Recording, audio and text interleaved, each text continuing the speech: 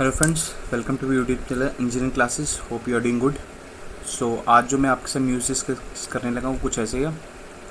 Recently the southern bench of NGT has granted a interim stay on the felling of coconut trees on Agatti island in Lakshadweep. Basically हमारा यहाँ focus रहेगा आपको ये बताने में कि एनजीटी क्या है और अगाती आइलैंड कहाँ पर है। ठीक है, अभी हम देखते हैं। Agatti island it is at a distance of 459 kilometre from Kochi Kerala and is located to the west of the Kavaratti island. ठीक है, ये हमारा आ गया बेटा इंडिया का मैप। ठीक है, ये आ गई हमारी यहाँ पे कहीं है, ये हमारा केरला आ गया, यहाँ पे कहीं पे कोची है। ठीक है बेटा, इससे 459 किलोमीटर दूर है, मतलब कि हमारे वेस्ट साइड पे है, वेस्ट कोस्ट की साइड पे है। वहाँ पे क्या आता है, अरेबियन सी आता है। ठीक है, उस तरफ कौन सा आता है, बे ऑफ बंगाल आता है। ठीक है, एक तो बेटा ये आपको ये बात याद रखना है कि ये किसका पार्ट है, अगाती आइलैंड लक्षद्वीप का पार्ट है। ठीक है, तो लक्षद्वीप कहाँ पे फाउंड होते हैं, हमारे अरेबियन सी में फाउंड होते हैं। तो अगेती भी आइलैंड भी अरेबियन सी में फाउंड होता है। वो आपसे पूछेंगे अगाती आइलैंड कहाँ पर फाउंड होता है, अरेबियन सी में, बे ऑफ बंगाल में, या कहाँ पर, क्या किसी ये रिवर का आइलैंड है, तो आपको याद रखना है। अब हम देखते हैं लक्षद्वीप आइलैंड के बारे में। करावाती जो है basically the capital of the Lakshadweep island. ठीक है, जितनी भी हमारी जो करावाती है उसकी कैपिटल कौन है, लक्षद्वीप आइलैंड है। ठीक है, अब हम देखते हैं Lakshadweep. The main island under the Lakshadweep island group are Kavaratti, Agatti, Minicoy, Amini. ये बेटा आपको चार नाम बहुत इंपॉर्टेंट है, इसको याद रखना ही रखना है। वो आपसे क्वेश्चन में डायरेक्ट पूछेंगे कि अगाती आइलैंड या मिनिकॉय आइलैंड किसका पार्ट है, अंडमान निकोबार का पार्ट है, या कहाँ पे फाउंड होता है। जैसे भी पूछ सकते हैं कि जो मिनोके आइलैंड है वो कहाँ पर फाउंड होता है, बे ऑफ बंगाल में फाउंड होता है कि अरेबियन सी में फाउंड होता है। बट अगर आपको याद है कि लक्षद्वीप का पार्ट है तो ये अरेबियन सी में फाउंड होगा। ठीक है, क्लियर है, समझ आया। अमीनी आइलैंड भी है। ठीक है, ये आपको चारों का नाम याद रखना है।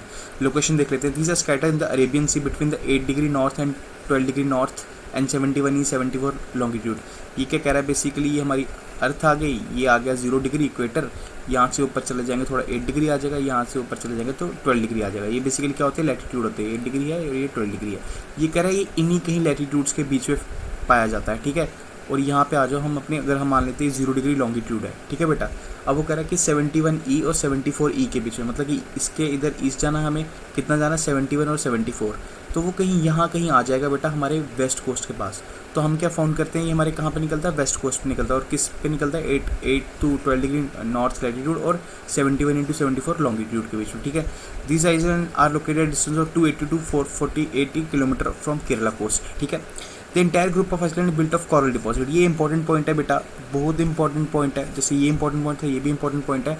ये बिल्ट कैसे हुआ, कोरल डिपॉजिट से। कोरल क्या होते हैं, कोरल रीफ्स होते हैं। जो कोरल रीफ्स एक तरह की ऑर्गेनिजम्स होते हैं बेटा, ये अपने डिपॉजिट्स करते हैं किसकी फॉर्म में, कैल्शियम कार्बोनेट की फॉर्म में। तो जब ये डेथ हो जाती है तो कैल्शियम कार्बोनेट टाइप का एक स्ट्रक्चर आ जाता है। जो हमारे लक्षद्वीप आइलैंड पड़ा है ये मोस्टली हमारा उसी स्ट्रक्चर से बना है। एक तरह का अटॉल बन गया। अटॉल क्या होता है बेटा, जो एक कोरल का स्ट्रक्चर बन जाना, ऐसे कोरल का स्ट्रक्चर बन जाना जिसके आसपास पानी हो। ठीक है, कोरल का स्ट्रक्चर बन गया ऐसे जिसके आसपास पानी हो। एक तरह का हमारे लक्षद्वीप जो आइलैंड है वो इसी अटॉल से बने हैं, ऑलमोस्ट सभी लक्षद्वीप आइलैंड। तो याद रखना कि ये किससे बने, कोरल डिपॉजिट से। कई बार पूछते हैं कि क्या जो हमारे लक्षद्वीप आइलैंड है और अंडमान निकोबार आइलैंड है वो सेम चीज़ से बने हैं। याद रखना, सेम चीज़ से नहीं बने। अंडमान निकोबार किसी और चीज़ से बने हैं। जब किसी दिन अंडमान निकोबार को डिस्कस कर रहे होंगे तो तब आगे बताएंगे। आगे चलते हैं। Their topography is flat, relief features and relief features such as hills, streams, valleys are absent. आपको मैंने बताया कि जैसे हम ये किससे बने, कोरल से बने, और जब कोरल से चीज़ बनी थी वहाँ पे हिल्स वगैरह स्ट्रीम्स होना पॉसिबल नहीं है। इसलिए भी ऑलमोस्ट हमें यहाँ पे क्या मिलता है, ये एब्सेंट ही मिलते हैं। आपसे पूछ सकते हैं किसी स्टेटमेंट में देखे कि लक्षद्वीप में काफ़ी ज़्यादा हिल्स हैं, तो वो स्टेटमेंट फॉल्स हो जाएगी। ठीक है, कभी कभी कई बार कंपैरिजन आता है बिटवीन अंडमान निकोबार एंड लक्षद्वीप, तो आप उस कंपैरिजन में इसको लिख सकते हो। ठीक है, अब इसके देखते हैं northern island. Aman Devi island इसका सबसे नॉर्दर्न मोस्ट आइलैंड है। ठीक है, और Minicoy island is the southern most island. किसका, लक्षद्वीप की बात करें। मिनिकॉय जो आइलैंड है वो बेटा 9 डिग्री चैनल पर पड़ता है। 9 डिग्री चैनल क्या है बेटा, 9 डिग्री क्या है बेटा, एक तरह की हमारे यहाँ पे लैटिट्यूड की बात की जा रही है। ठीक है, it is the largest island with an area of 553 square kilometre. तो याद रखना कि इसकी कैपिटल करावती है, बट इसका जो लार्जेस्ट आइलैंड है वो कौन सा है, मिनिकॉय आइलैंड है। बड़े बच्चे कंफ्यूज हो जाते हैं करावती और मिनिकॉय में। ठीक है, most of the island have low elevation, मतलब काफ़ी हाइट पे नहीं है, लो लेवल पे। Do not rise more than 5 metres above the sea level. उनकी जो हाइट है, उनकी हाइट 5 मीटर से ज़्यादा नहीं है सी लेवल से अबव, जिसके कारण क्या होता है कि बड़े वनरेबल बने क्लाइमेट चेंज के। कल को थोड़ा भी सी लेवल राइज हुआ तो ये पानी के अंदर आ सकते हैं। The island from the smallest union territory of India. ये जो आइलैंड है हमारे smallest union territory of India है। ठीक है, ये बात याद रखना। और बेटा आपको एक और पॉइंट यहाँ पे बता देता हूँ कि वो कई बार पूछते हैं कि ये जो लक्षद्वीप आइलैंड है इस पे किस हाई कोर्ट की जुरिस्डिक्शन आती है। तो याद रखना केरला हाई कोर्ट की जुरिस्डिक्शन आती है। बहुत इंपॉर्टेंट पॉइंट है, बहुत बारी पूछा गया पेपर्स में, डिफरेंट पेपर्स पूछा गया कि लक्षद्वीप जो हमारे आइलैंड है इसके ऊपर किस हाई कोर्ट की जुरिस्डिक्शन आती है, केरला हाई कोर्ट की जुरिस्डिक्शन आती है। आगे चलते हैं। अभी जो दूसरी चीज़ मैं आपको बताने लगा था वो था national green tribunal. National green tribunal क्या है? बेसिकली एक तरह का क्वासी जुडिशियल बॉडी होती है। क्वासी जुडिशियल बॉडी वो मतलब होती है जो जुडिशरी का पार्ट नहीं है ओरिजिनली, बट क्या होता है हमने इसको स्पेशली बनाया गया है जुडिशियल फंक्शन करने के लिए, ठीक है। ओरिजिनली जो हमारी कोर्ट्स होती हैं उनका पार्ट नहीं है, बट हम इसे स्पेशल बनाया जाते हैं जुडिशियल फंक्शन करने के लिए, क्योंकि जो हमारी जुडिशरी है वो हमने क्या नोटिस किया, ओवर बर्डनड है, ठीक है। बट जो हमारे इन्वायरमेंट रिलेटेड इश्यूज़ थे उन पे हमें जल्दी से जल्दी डिसीजन चाहिए होते हैं, क्योंकि मान लो कि कल आपने कोई इंडस्ट्री की इंफ्रास्ट्रक्चर खड़ा करना है, वहाँ पे कोई इन्वायरमेंट क्लियरेंस चाहिए और पार्टी आप पे स्टे लगा देती है, ठीक है। अगर हम कोर्ट्स का प्रोसेस फॉलो करते हैं नॉर्मल कोर्ट्स का तो हमें बड़ा टाइम लगता, और जो नॉर्मल हमारी कोर्ट्स होती है उनके पास इतनी टेक्निकल नॉलेज भी नहीं होती है, इन्वायरमेंट का नॉलेज उनके पास कम रहता है। तो हमने क्या किया, इस प्रोसेस को जल्दी से जल्दी करने के लिए नेशनल ग्रीन ट्रिब्यूनल एक फॉर्म किया, ठीक है।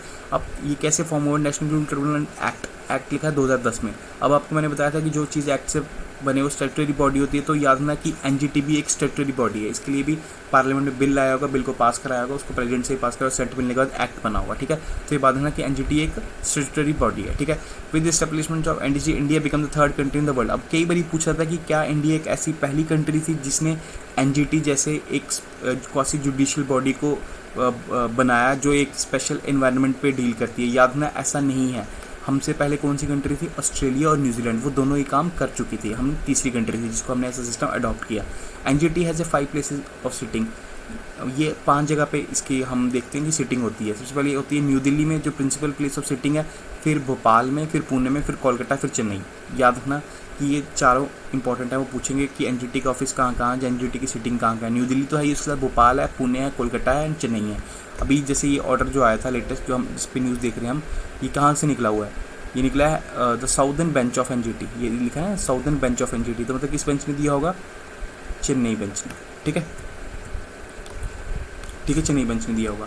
Structure of NGT. अब एनजीटी होता है क्या? एनजीटी के अंदर स्ट्रक्चर कैसा है कि सबसे पहले ऊपर आ गया चेयरपर्सन, ठीक है। फिर उसके बाद क्या होता है? जुडिशियल मेंबर होते हैं और इन्वायरमेंट एक्सपर्ट्स होते हैं। इसमें हमने जुडिशियल मेंबर भी रखे हैं जो लॉ को डील करेंगे, और इन्वायरमेंट एक्सपर्ट्स भी देंगे जो हमारे जजेस को, हमारे चेयरमैन को किसकी राय देंगे कि इन्वायरमेंटली कैसे सोचा जा सकता है, ठीक है। They shall hold office for a 5 term. इनका 5 टर्म का ऑफिस होता है और they are not eligible reappointment नहीं होती है, ठीक है।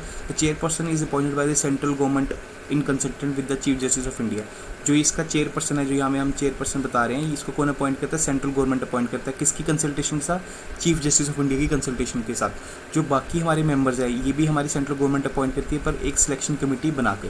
सिलेक्शन कमेटी ही बनाई जाएगी सेंट्रल गवर्नमेंट से, वो अपॉइंट करेगी हमारे जुडिशियल मेंबर्स भी और एक्सपर्ट मेंबर्स भी। मोस्टली माना जाता है कि इनके बीच 10 से लेकर 20 मेंबर्स रहते हैं, जिसमें कुछ मेंबर्स जुडिशरी के रहते हैं और कुछ मेंबर्स एक्सपर्ट रहते हैं, ठीक है। आगे देखते हैं।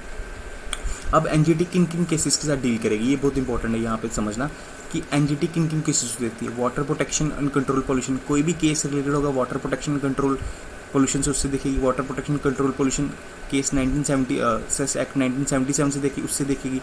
फॉरेस्ट कंजर्वेशन एक्ट 1980 से देखी। एयर प्रिवेंशन एक्ट से देखी 1981। इन्वायरमेंट प्रोटेक्शन 1986 से देखेगी। Public liability insurance act 1991 and biodiversity act 2002। इन सब एक्ट में जहाँ भी कोई केस इन सब एक्ट से रिलेटेड होगा उसको एनजीटी देखेगी। अब आप देखेंगे मोस्टली हमारे सारे इन्वायरमेंट रिलेटेड केस यहाँ पे देखनी है, बट याद रखना बेटा 2 केस ऐसे हैं जो हमेशा कंफ्यूज करते हैं बच्चे को। एक ये है वाइल्ड लाइफ प्रोटेक्शन एक्ट 1972 और forest rights protection, forest right protection. ये दोनों वाइल्ड लाइफ प्रोटेक्शन और फॉरेस्ट राइट प्रोटेक्शन, इन दोनों के साथ एनजीटी डील नहीं करती है। वो आपसे ऑप्शन में जानबूझ के देंगे वाइल्ड लाइफ, आपको लगेगा हाँ यार वाइल्ड लाइफ तो हमारे इकोसिस्टम का पार्ट है, तो एनवायरनमेंट का पार्ट है, तो एनजीटी डील करेगी। याद रखना एनजीटी से डील नहीं करती। फॉरेस्ट राइट एक्ट से भी एनजीटी डील नहीं करती है। फॉरेस्ट कंजर्वेशन से एनजीटी डील करेगी, यहाँ पे फॉरेस्ट कंजर्वेशन से एनजीटी डील करेगी, पर फॉरेस्ट राइट्स के साथ एनजीटी डील नहीं करेगी, ना ही वाइल्ड लाइफ प्रोटेक्शन से एनजीटी डील करेगी। जहाँ कहीं आपको ये ऑप्शन में दिखे उसको एलिमिनेट कर देना, क्योंकि आपने पहले पढ़ रखा है। आई होप आपको इससे थोड़ा नॉलेज मिला होगा, एनजीटी के बारे में पता लगा होगा कि एनजीटी क्या चीज़ है, और ये भी पता लगा होगा कि लक्षद्वीप कहाँ पर है, ठीक है। तो आई होप आपको ये वीडियो नॉलेजेबल लगी होगी। प्लीज़ अगर आपको लगता है कि आपको इससे कोई बेनिफिट हुआ है, इसे आगे भी शेयर करिए और सब्सक्राइब कीजिए। Thank you, take care.